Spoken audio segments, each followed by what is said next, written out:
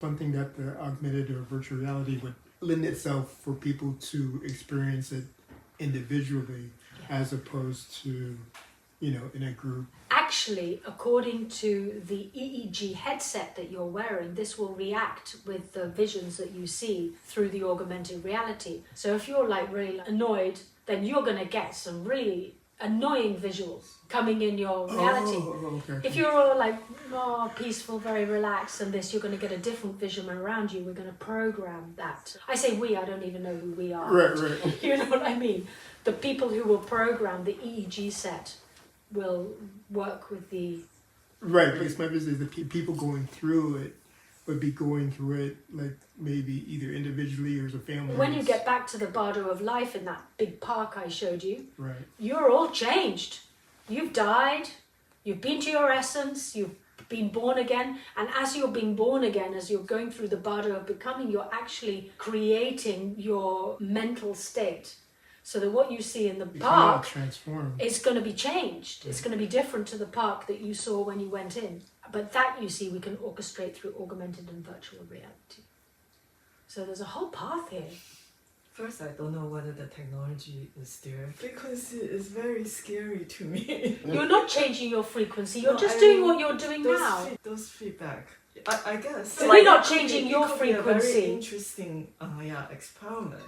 The augmented reality is almost like looking in the mirror, and you gotta love what you see or not. It's very shamanic. This sort of shamanic dismemberment happening. You're going to get what you give, or you're going to get what you perceive. Yeah? But this is not untrue of how it is in our life.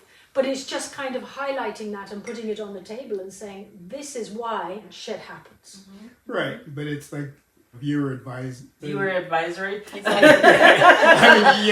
advisory. Beware. You get what you put into it, but at the same time, you got to accept it. You created your reality. Exactly. So it's an interesting experiment. What people actually get when they get back to the Bardo of Life after being through this process, how good it is, or how effective. Yeah.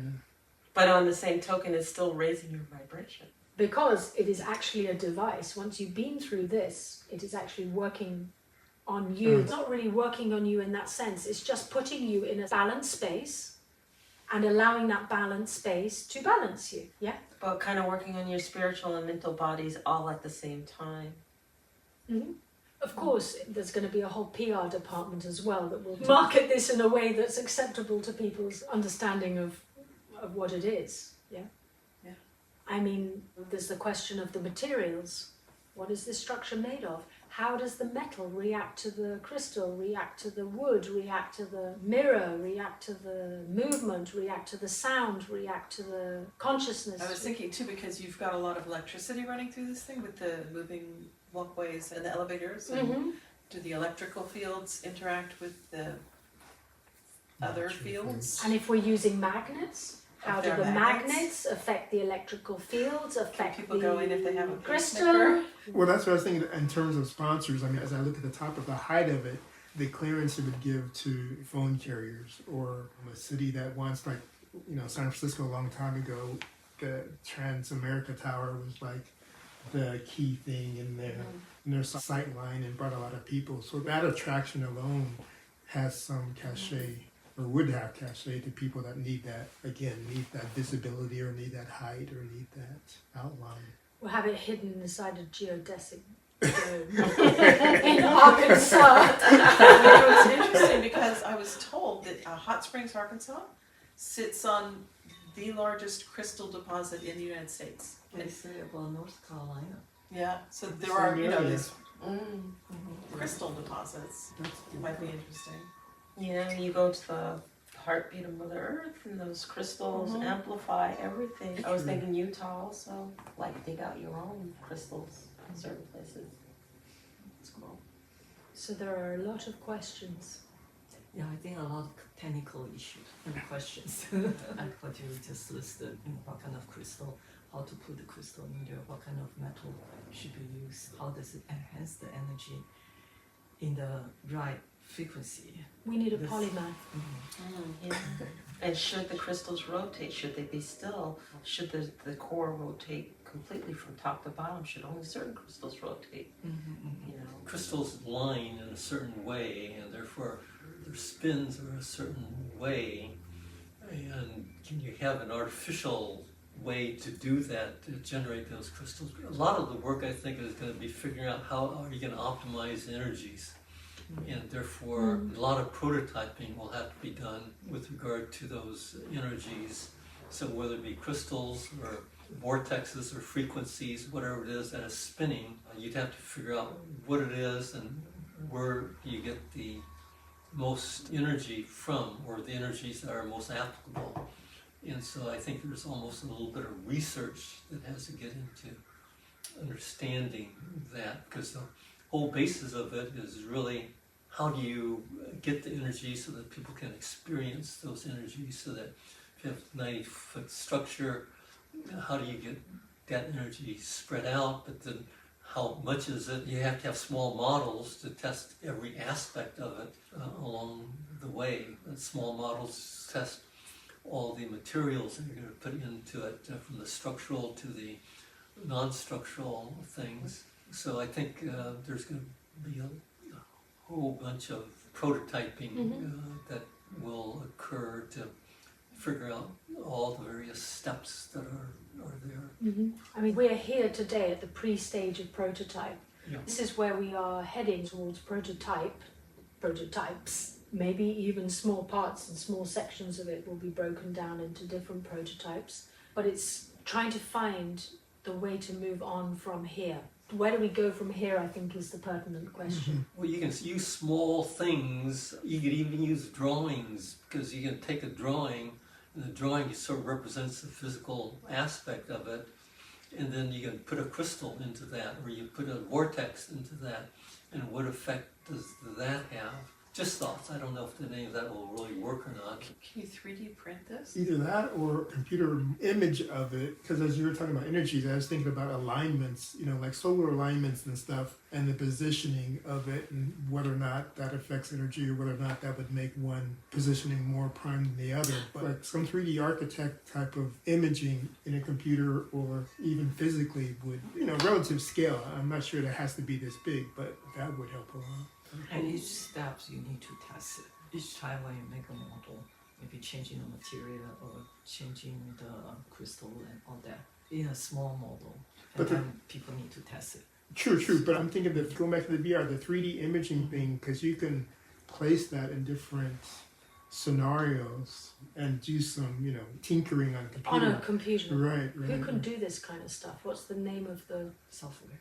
So, I just saw a special with Robert Grant, who does this because he's been testing a lot of the imaging from the Giza pyramids in the King's Chamber and the resonation of the stones and whatnot. We'll go back and look, because they named the software that actually does that he's using. You're looking at mastering some 3D software and simulations. Because this is totally outside of my territory. As you see, I work with plyboard and photographs and wood and So what would be the name of somebody who would have the capacity to do something like this? What's the qualification you have, like some kind of engineer? People that are typically tasked with this have CAD/CAM experience. Isn't that like an architect program? Yeah, exactly. A structural engineer? That would be a step above, because that would get closer to the physical aspects of, what it would be made of. Architect. Architect, someone closer in that. In the design area. In that area. Civil engineer? Again, that's closer to the physical. But the CAD/CAM, because in the old days it used to be, I don't know why Coral 3D comes to mind, but it's similar to architecting software. It's the type of stuff people would show prototypes to city council and stuff like that. But it's a thing like, in the old days, the architects would have in their office, and you'd walk in and see, this is the city block, this is what it's going to look like. But you can put that in a computer now and place that in different scenarios. In the movies, they can poof, make it in the space, right? Yeah. That too. You don't have that in America yet? Isn't this something that you already asked someone to do it, like the video that she has? Isn't this what you were talking about? Right. Yeah, that construct the whole model. Right. Step by step, people can click and see. Well, I mean, we did that in a sense with this. But not quite like this. This Italian designer who lives a couple of villages away from me in the Himalayas, he did those pictures I was showing you, those computer generated designs. He did put it into a 3D program and we could take photos from underneath, on the tops, on the Right, side. that's right. But you know, we've kind of done that, but we're working with something we don't even know is a viable structure. We're still experimenting how it would go and what shape and what height and what angle and what this and what that. What we need now is expertise to understand what is this angle? What is this? I mean, this is a big question.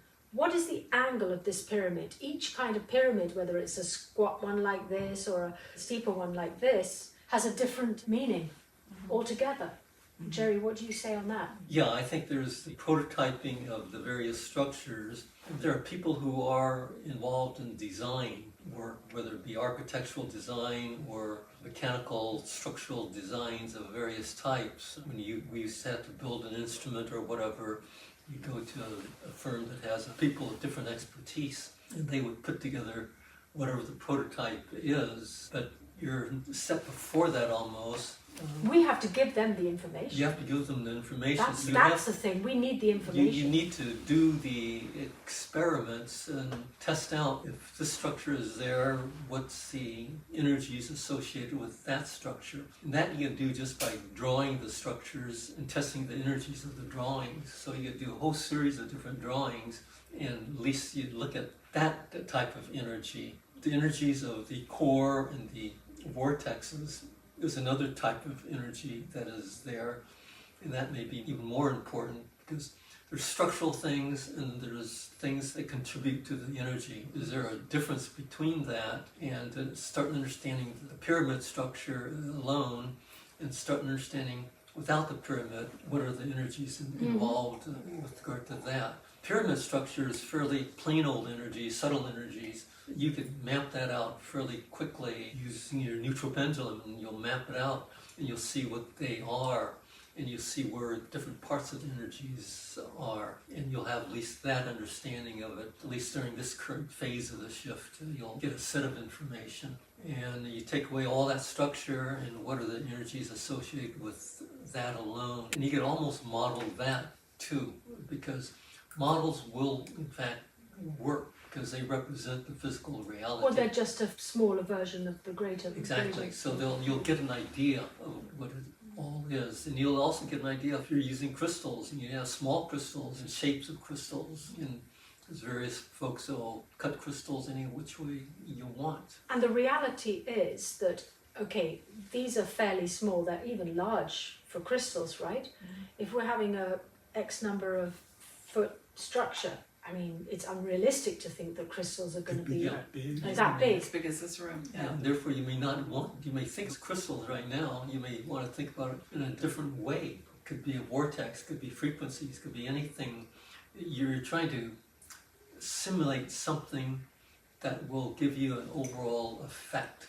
And there are tools, even the plain old pendulum I have right now, I can test that energy and I know exactly what that energy is. And you can do the same thing with regard to anything you want, and that's a pretty straightforward thing to test.